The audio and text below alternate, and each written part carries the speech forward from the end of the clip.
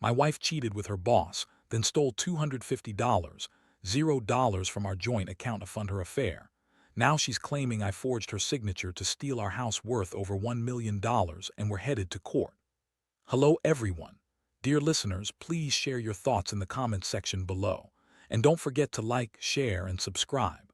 Now let's begin the video. Using a throwaway for obvious reasons with certain specifics modified to preserve anonymity.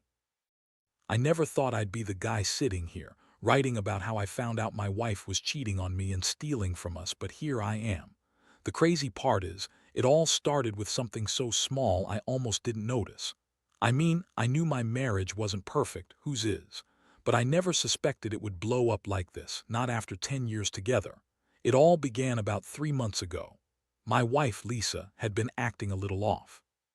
She'd come home late from work, sometimes smelling like perfume I didn't recognize, and her phone was glued to her hand more than usual. She would brush it off when I asked, calling me paranoid or jealous. But I'd been with her long enough to know when something was up, and I started noticing little things, her texts disappearing, her lying about where she was going, and her spending more time on her laptop than ever before. Then one day I got a call from our bank, an alert about a transfer of $250, $0 from our joint account. I froze. That kind of money, out of nowhere. I immediately checked our online banking, and sure enough, there was a huge withdrawal. I looked into it further and found out Lisa had transferred it to some account she'd never mentioned. My stomach sank. I knew something was seriously wrong. How could she do this? Why, that was when I decided to dig deeper. I started checking her phone, her emails, her social media.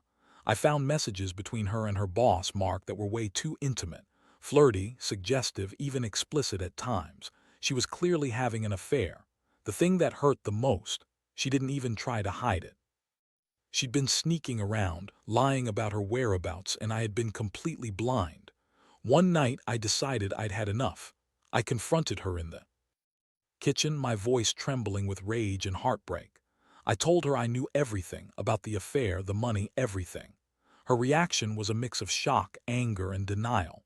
She told me I was crazy, that I was misreading everything, that Mark was just a friend. She said I was paranoid, that I was accusing her of something she never did. But I had the proof, screenshots, bank statements, her own messages. There was no denying it anymore. The look in her eyes when I laid it all out was something I'll never forget. She looked furious, then suddenly cold. She told me I was a controlling, jealous husband who didn't trust her, that she deserved better than this suspicion. She even accused me of sabotaging our marriage, of trying to control her. I felt a punch to the gut. How did it come to this? How did my wife, the woman I loved, become someone I couldn't recognize? The emotional was brutal. I went from feeling numb to pure rage, then deep sadness. I kept asking myself how I missed all the signs, how I could be so blind. I kept replaying every moment, her sneaking out, her lies, the way she used to look at me with love and now with disdain. It was like my world was crashing down around me. And through all of it, I felt this burning need for justice, for some sort of revenge. I couldn't just let her get away with it. I had to do something. So I started planning. I knew I had to approach this carefully. I wanted to catch her in the act again, get concrete proof, and then decide what to do next. I couldn't just walk away without knowing the full extent of her betrayal.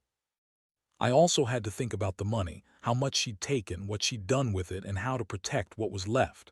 That's when I realized this was more than just an affair. She was stealing from us, and I was going to make sure she paid the price. After confronting Lisa that night, I couldn't sleep. My mind was racing, trying to process everything, her lies, the money, the affair. I felt like I'd been hit by a truck. I kept asking myself how I missed all the signs, how I was so blind to her deception. Honestly, I felt betrayed. On every level: trust, love, even my own judgment.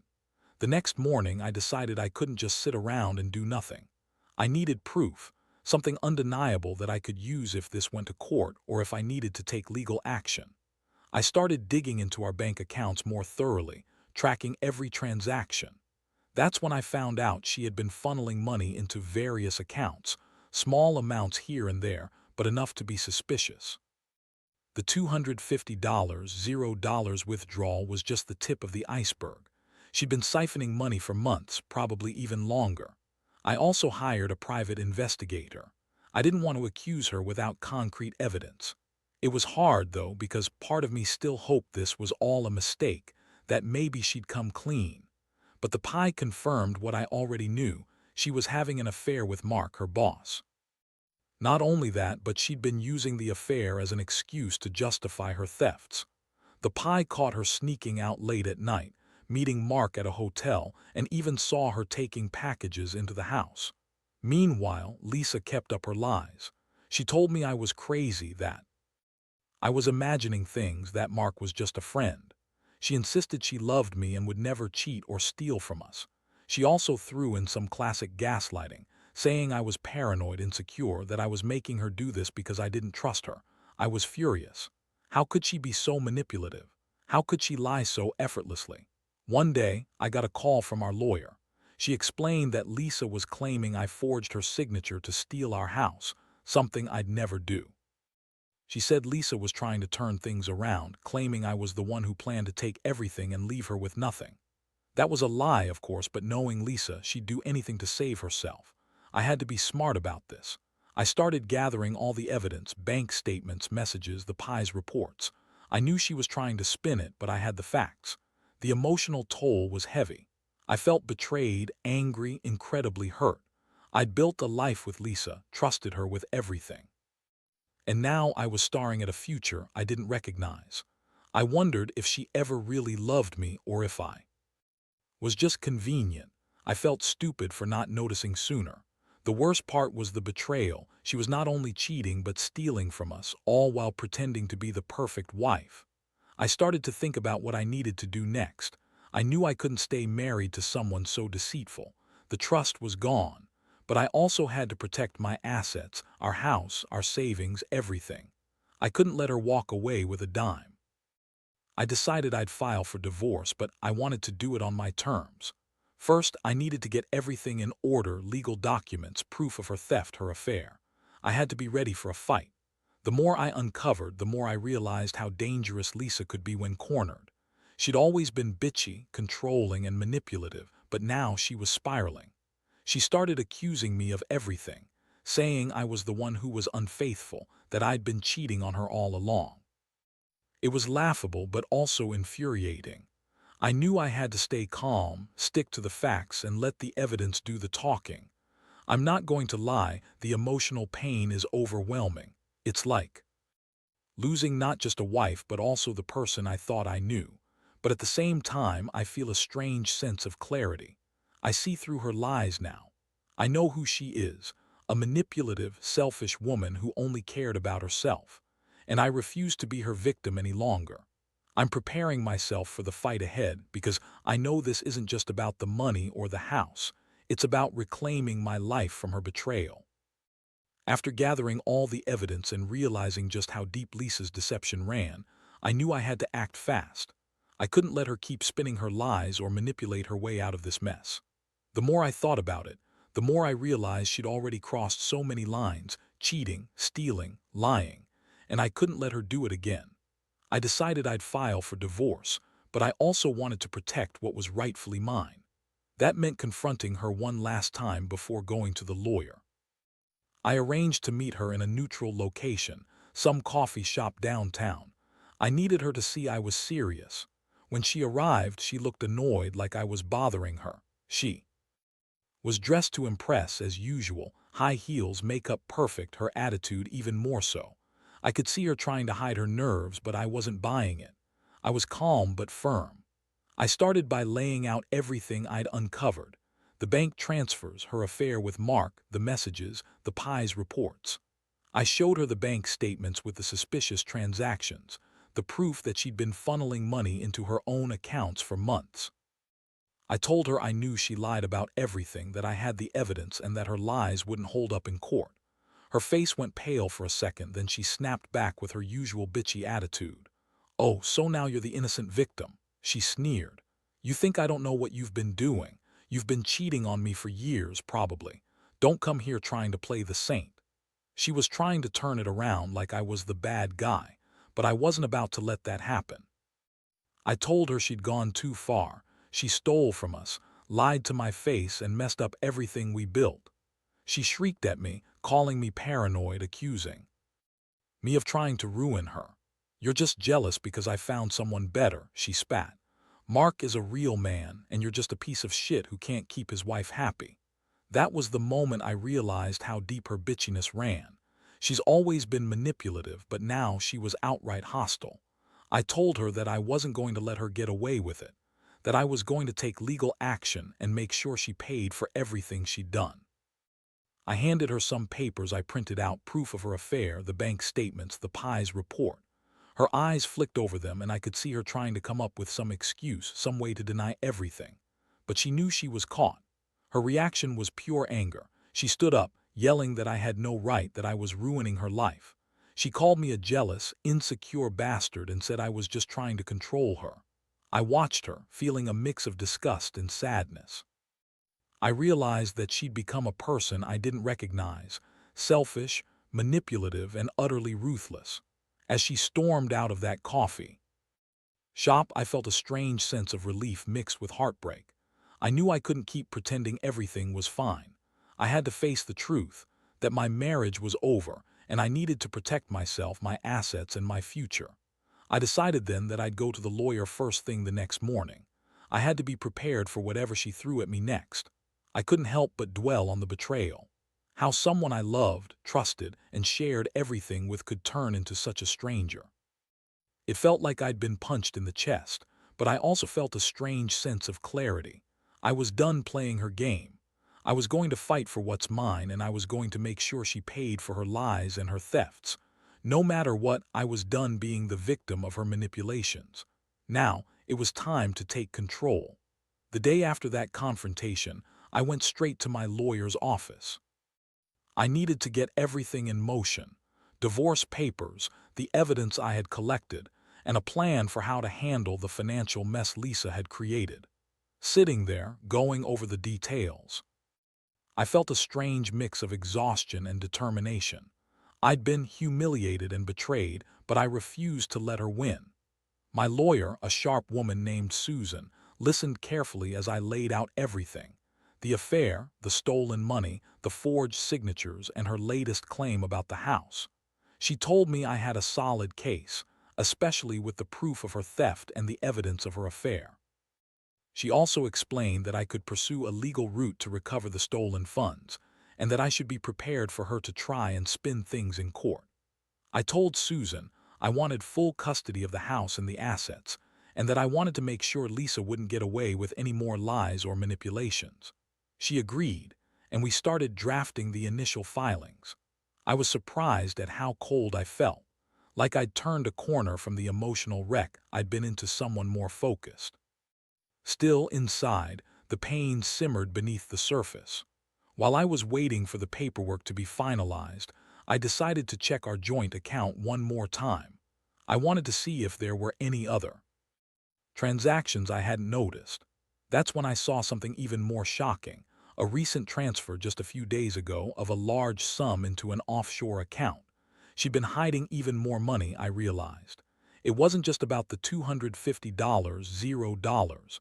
It was about covering her tracks, making sure she could escape with as much as possible. That discovery made me furious.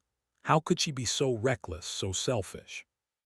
She'd lied to me about everything: her feelings, her fidelity, her money. I felt a deep sense of betrayal, but I also knew I had to stay calm and methodical. This was war, and I needed to play it smart. I contacted my financial advisor and a forensic accountant to trace those offshore transactions.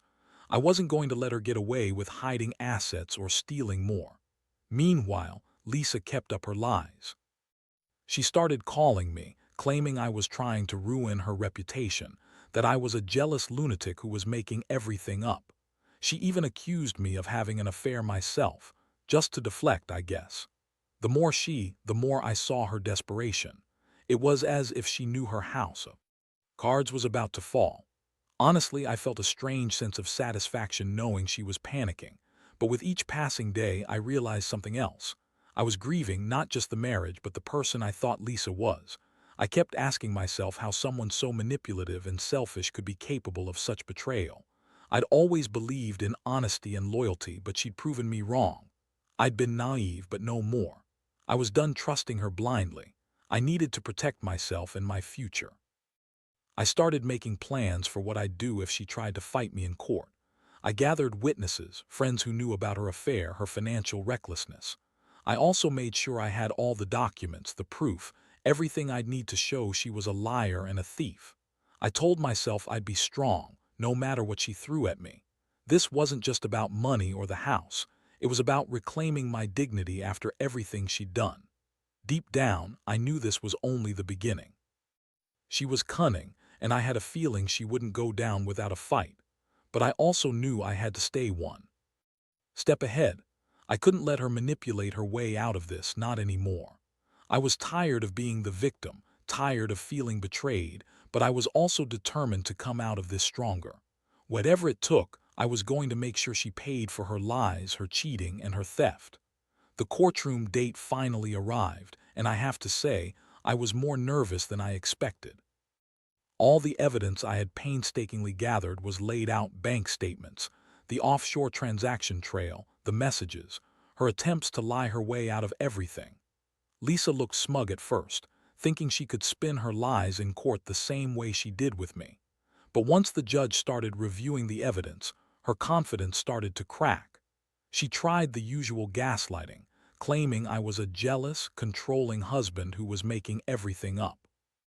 She insisted she was innocent, that she never stole a dime, and that the affair was just a misunderstanding.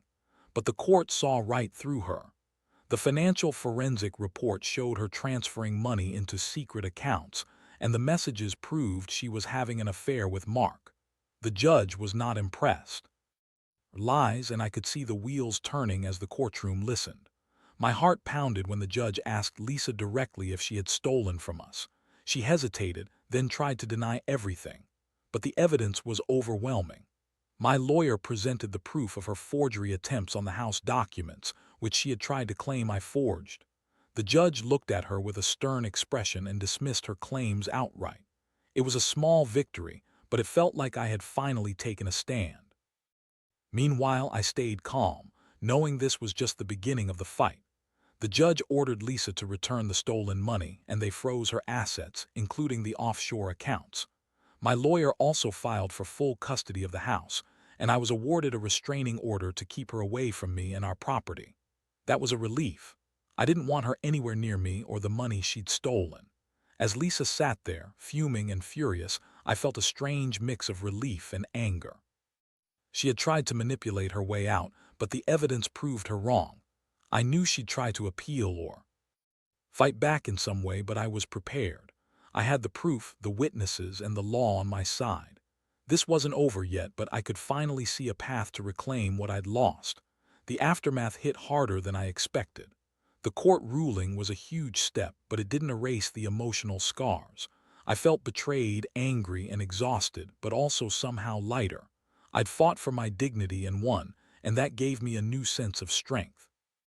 I realized that trusting blindly was a mistake, and that sometimes you have to fight tooth and nail to protect yourself from someone who only cares about herself.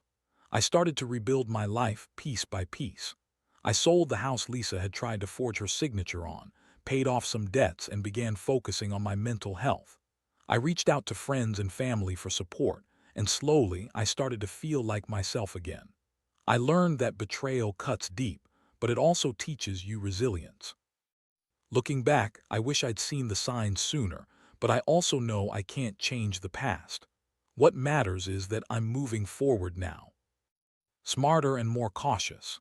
Lisa's lies and manipulations showed me who she really was: selfish, manipulative, and ultimately destructive. I hope sharing my story helps others see the warning signs before it's too late. Trust needs to be earned, and if someone shows you they're capable of betrayal, don't ignore it.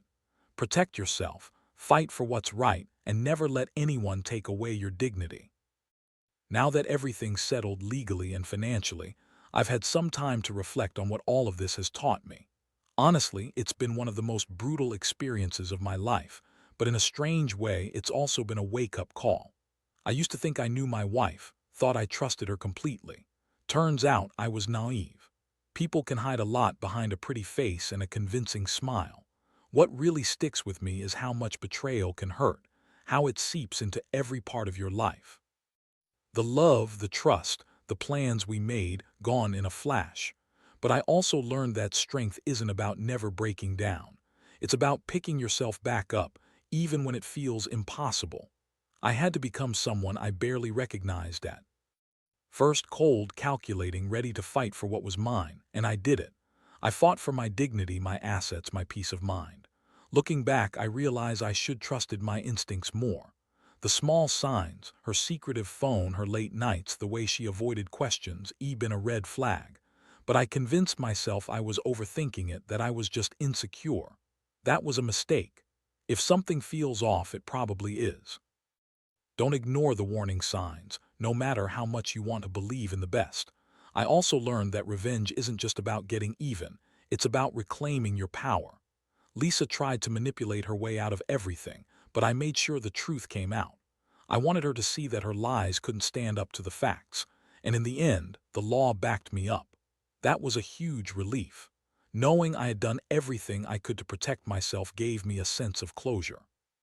Most importantly, I've come to understand that sometimes walking away is the best option. I'm not the same person I was when I first found out. I've learned to be cautious, to value myself more, and to trust only those who truly deserve it. I've also realized that healing takes time. I still have scars, but I don't carry the weight of her betrayal like I used to. I'm rebuilding my life piece by piece. To anyone going through something similar, trust your gut. Don't let anyone manipulate or lie to you for too long. Protect your heart, your assets, and your dignity. And remember, even in the darkest moments, there's a chance for a new beginning. Betrayal hurts, but it also teaches you resilience. And if you're brave enough to fight back and stand your ground, you can come out stronger on the other side.